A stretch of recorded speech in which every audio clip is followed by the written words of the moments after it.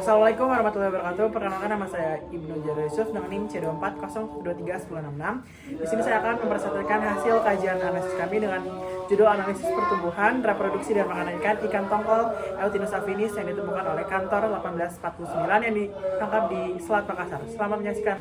Yang pertama ada latar belakang dari penelitian atau kajian yang kami teliti, yaitu ada dari perairan Indonesia.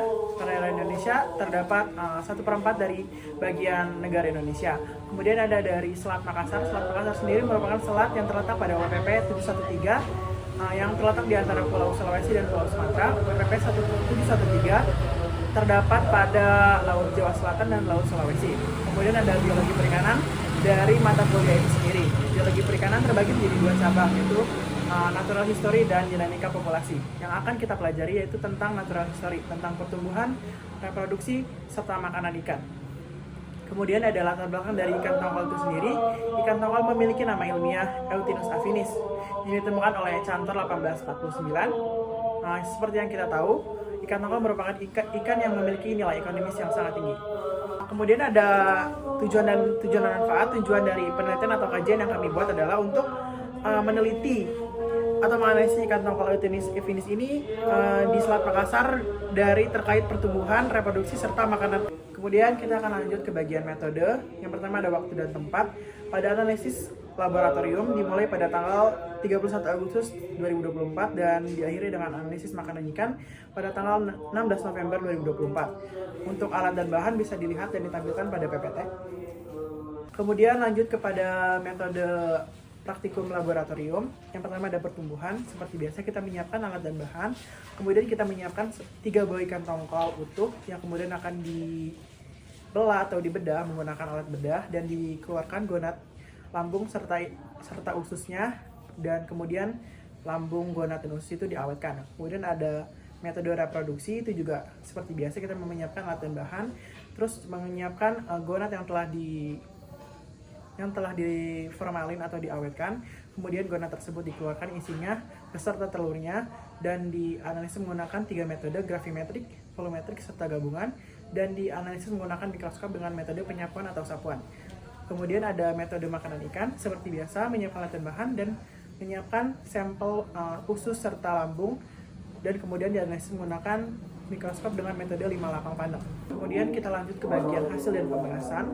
Berdasarkan hasil pertumbuhan didapatkan distribusi frekuensi panjang, selang kelas dominan pada ikan tongkol jantan, betina secara total itu di 183 sampai 237. Kemudian ada grafik hubungan panjang total, hubungan panjang bobot itu dapat dilihat bersama teman-teman bahwa setiap penambahan panjang 0,007 akan meningkatkan pula bobot ikan tongkol sebesar 2,618.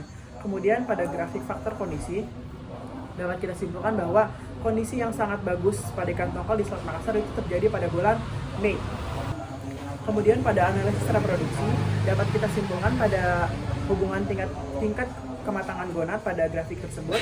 Pada jantan itu dominasi TKG-nya terdapat pada TKG 1. Kemudian pada betina dominasinya terdapat pada TKG 4. Kemudian berdasarkan grafik dari indeks kematangan gonat dapat kita simpulkan bahwa ketika kenaikan TKG, maka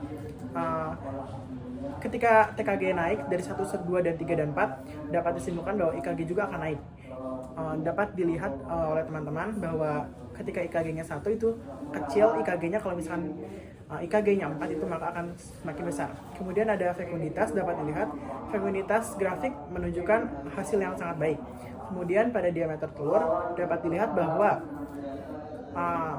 diameter telur ikan tersebut menunjukkan bahwa peminjahan ikan tongkol dapat disimpulkan sebagai total spawner atau memijah dalam 1 tahun sekali, tidak terdapat 2 puncak pada grafik diameter telur. Dan pembahasan dari analisis makanan ikan pada ikan tongkol pada indeks preponderans atau indeks bagian terbesar dapat disimpulkan bahwa potongan krustasea merupakan makanan utama dari ikan tongkol sebesar 46%.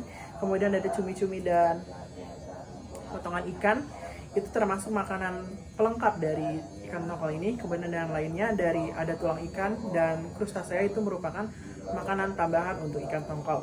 Pada hubungan panjang tubuh dan volume makanan dapat disimpulkan bahwa sekitar 1% pada jantan, betina, serta total itu mewakili volume makanan dari tubuh ikan tongkol. Kemudian untuk tumpang tindih didapat nilai sebesar 0,005, itu menandakan bahwa nilainya itu mendekati 0, yang menandakan ikan tongkol itu memiliki makanan yang tidak sama antara jantan dan betina. Kemudian ada luas relung yang mendapatkan nilai BI itu sebesar 0,7, yang menandakan jantan dan betina itu memiliki kompetisi yang tinggi terhadap satu sama lain. Kemudian ada panjang usus relatif yang mendapatkan jumlah sebesar 0,5 sekian, yang berarti ikan tongkol Eutinus affinis ini berkategorikan ikan karnivora. Di sini juga kami menyantumkan beberapa jurnal pembanding untuk pembahasan reproduksi, pembahasan pertumbuhan, kemudian ada pembahasan reproduksi dan pembahasan tentang makanan ikan. Dicantumkan juga beberapa daftar pustaka yang kami gunakan untuk penelitian kami dan yang dimasukkan ke dalam PowerPoint seminar hasil. Di sini dapat ditampilkan. Mungkin cukup sekian yang dapat saya sampaikan. Mohon maaf bila ada kesalahan kata. Saya Ibnu Yusuf dengan NIM C24 023 1066 pamit undur diri. Terima kasih.